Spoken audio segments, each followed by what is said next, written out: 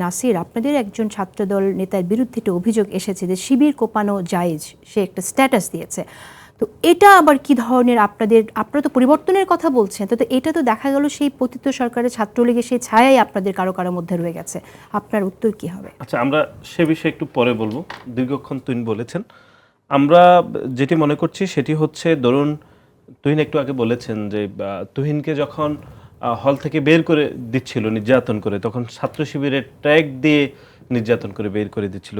কিন্তু তার বিপরীতে আমরা দেখলাম যে ছাত্র শিবিরের ঢাকা বিশ্ববিদ্যালয়ের এখন যিনি সভাপতি জনাব ফরহাদ দিব্যি ছাত্রলীগ করে তিনি হলে থেকেছেন, ছাত্রলীগ করেছেন এবং স্বাভাবিক সময়ে এসে তিনি এখন দাবি করছেন যে তিনি শিবির করতেন। আজকে একটি আলোচনা সভায় তিনি বলেছেন তিনি ষষ্ঠ শ্রেণী থেকে শিবির করতেন। সুতরাং আপনি দেখেন, এই যে ছাত্র শিবির যে গুপ্ত রাজনীতি করে, গোপন তৎপরতার মাধ্যমে রাজনীতি করে, এর দায়টা অথবা এর ভিকটিমটা কিন্তু হয়েছে সাধারণ শিক্ষার্থীরা, যেরকম হয়েছেন তুহিন।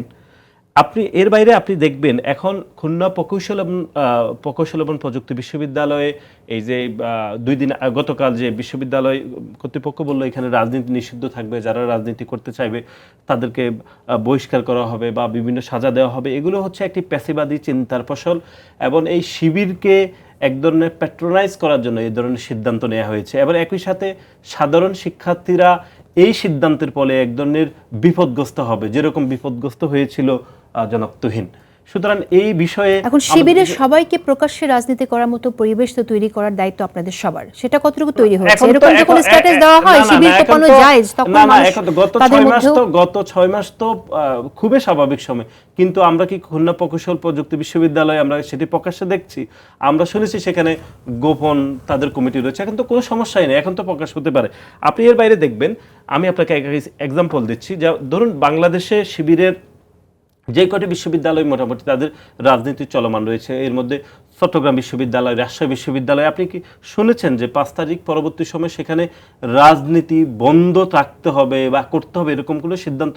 সেটি কিন্তু আপনি দেখবেন না। কারণ ওই দুটি বিশ্ববিদ্যালয়, আমি এক্সাম্পল দিচ্ছি, বা কুষ্টিয়া ইসলামী বিশ্ববিদ্যালয়, এই 3টি বিশ্ববিদ্যালয় শিবিরের মোটামুটি রাজনীতি কিন্তু চলমান রয়েছে। সুতরাং যেই বিশ্ববিদ্যালয়গুলোতে শিবিরের শক্তিশালী অবস্থান নেই, সেই সকল বিশ্ববিদ্যালয়গুলোতে তারা রাজনীতি বন্ধ করতে চায়। কিন্তু যেই বিশ্ববিদ্যালয়গুলোতে তাদের মোটামুটি রাজনৈতিক কার্যক্রম রয়েছে, তারা সেগুলোতে বন্ধ করার মতো কোনো কিছু বা কোনো সিদ্ধান্ত তারা উপনীত হয় না।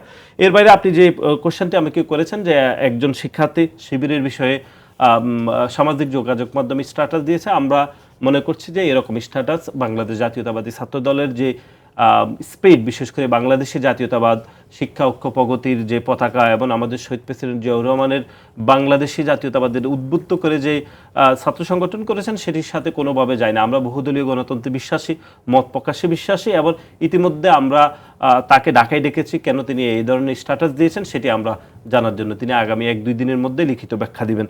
আমরা যেটি মনে করছি সেটি হচ্ছে খুলনা প্রকৌশল এবং প্রযুক্তি বিশ্ববিদ্যালয়ে যে অনাকাঙ্ক্ষিত ঘটনা ঘটেছে, সেটি যেরকম অনাকাঙ্ক্ষিত, কিন্তু এই অনাকাঙ্ক্ষিত ঘটনার সাথে যারা জড়িত ছিল তাদেরও শাস্তিমূলক ব্যবস্থা গ্রহণ করা উচিত। বিশেষ করে ওনারা যতই বলুক এখানে কমিটি নেই, আমরা মনে করছি তারপরে এই দায় এড়িয়ে যেতে পারে না। এবং আইন শৃঙ্খলা রক্ষাকারী বাহিনীর শুরুতে যারা হামলায় অংশগ্রহণ করেছে তাদেরকে গ্রেপ্তার করা উচিত এবং সার্বিক বিষয়ে তাদের এক ধরনের পর্যালোচনা থাকা উচিত বলে আমরা মনে করছি।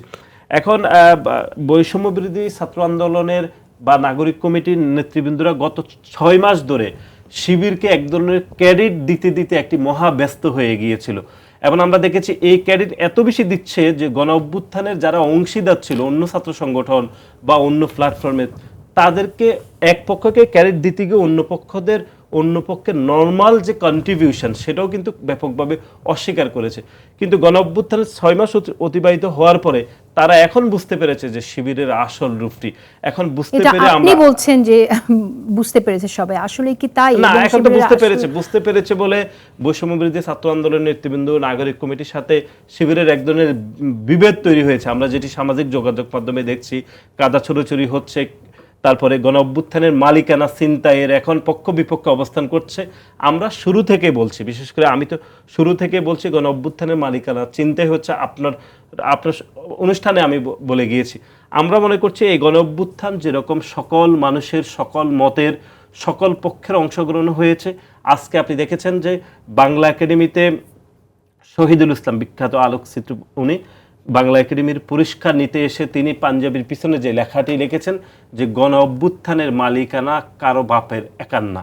এটি এই জন্যই তিনি লিখেছেন যে এই গণ অভ্যুত্থান 6 মাস অতিবাহিত হওয়ার পরে গণ অভ্যুত্থানের মালিকানা ছিনতাই করছে একক ইজারাদার হিসাবে কোনো পক্ষ গণ অভ্যুত্থানের মালিকানা চিন্তাই করছে, সেজন্য আজকে উনি এটি লিখতে বাধ্য হয়েছেন এই জন্যই। সুতরাং আমরা মনে করছি যে সকল পক্ষকে সহনশীল হতে হবে। গণ অভ্যুত্থান সকল মানুষের, সকল মতের, সকল শ্রমিকের, এটি আসলে সবাইকে ভাবতে হবে।